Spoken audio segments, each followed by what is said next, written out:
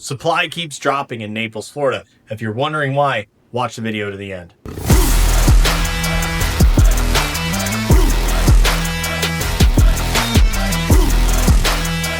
Hey guys, my name is Joshua Otto. I'm going to be doing my monthly market report for you here in Naples, Florida.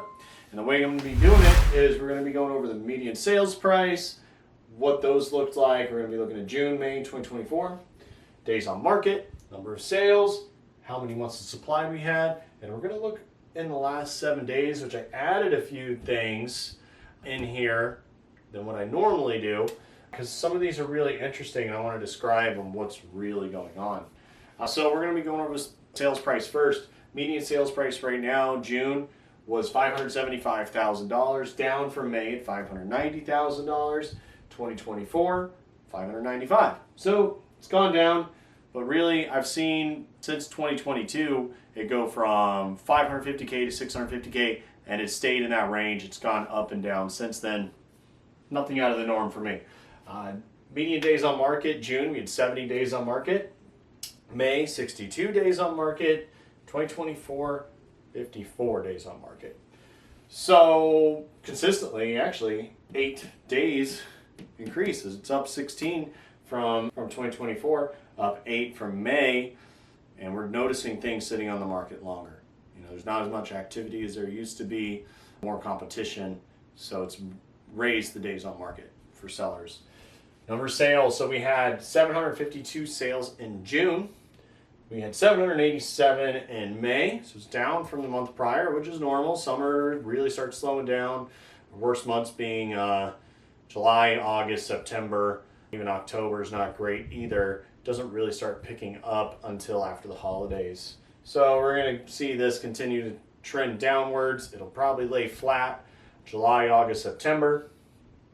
So in 2024, we had 733 sales. So it actually jumped up from last year. A little bit, not by much. Not really by much at all, nothing significant. But you notice about the same activity as last year. Months of supply. All right, so this is really interesting, guys. This one I really want to go over. So months of supply, if you don't know what months of supply means, it just means that if no more homes hit the market, based on how many sales we've had, that's how long it would take to run out of homes. All right, so it's showing how fast things are being absorbed. So 9.3 months is considered to be a buyer's market. 10.4 months was May. 7.1 months was last year in June.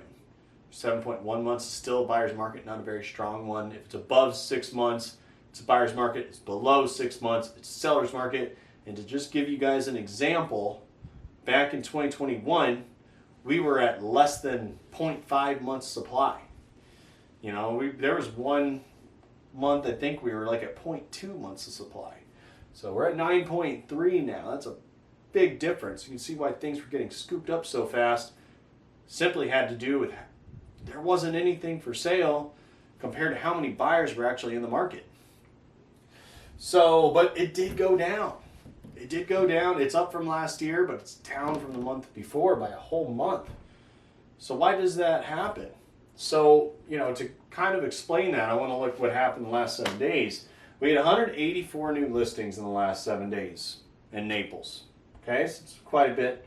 196 homes went under contract in the last 7 days. So we have more homes going under contract right now than are entering the market, which is a good thing for sellers because that means it's helping bring that months of supply down, which means less competition. Number of sales, we had 162 homes sell in the last 7 days, so not quite as many as new listings. And then we had 274 homes decrease their price in the last 7 days. It's a lot. It's a lot of listings that are deciding to decrease their price. Now, these are 2 things that I added because this is very important because even at 196 with new being 184, that's not quite a lot. It's not enough to really make a big dent in the months of supply. It maybe would go down in a couple of months, maybe by 0.1 months. Not a big difference. But if you start looking at these numbers, this is terminated and expired. We had 132 homes either expire their listing agreement with their realtor, or they just flat out terminated it. They said, we don't want to sell anymore. We are terminating the listing agreement. We are done.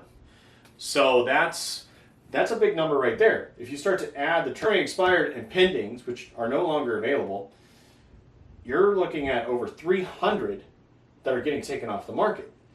And then if you go into 42 withdrawns, which means that they've decided to take a break, they still have an active listing agreement with their realtor, that decided to take a break for whatever reason. So you have 132, 42, it's 174, plus 196, so 370 are no longer available compared to 184 new listings hitting the market. 370, that's a big difference. Now you're talking about double the number of this. So that is going to make a huge dent into our months of supply. So what does this mean? What does this mean for you as a buyer? For you as a buyer, you have lots of choices, even at 9.3 months of supply.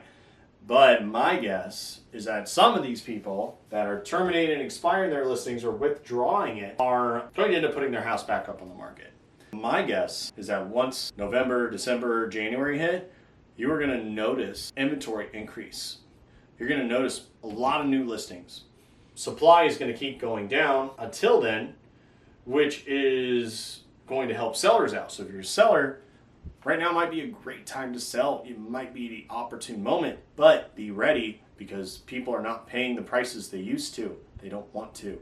A lot of the buyers out there, they're shopping for deals. They're shopping for the best deal they can get. And if they think your house is priced too high, they're not going to come look at it. They're not going to submit you offers. So be prepared. I'd say if you don't get a showing in 2 weeks, you're not getting any offers in 2 or 3 weeks, just think about decreasing the price. And if you're not willing to decrease the price, maybe you should rethink your strategy on what you're going to do with the home. Maybe rent it out. Maybe wait for the market to pick back up, because it's sitting on the market for a very long time doesn't help you at all. I promise you that.